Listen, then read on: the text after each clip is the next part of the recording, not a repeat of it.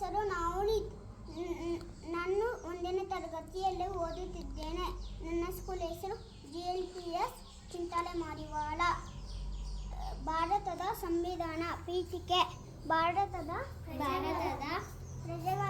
ಪ್ರಜೆಗಳಾದ ನಾವು ಭಾರತವನ್ನು ಸಾರ್ವಭೌಮ ಸಮಾಜವಾದಿ ಜಾತ್ಯತೀತ ಪ್ರಜಾಸತ್ತಾತ್ಮಕ ಗಣರಾಜ್ಯವನ್ನಾಗಿ ರೂಪಿಸುವುದಕ್ಕಾಗಿ ಭಾರತದ ಎಲ್ಲ ಪ್ರಜೆಗಳಿಗೆ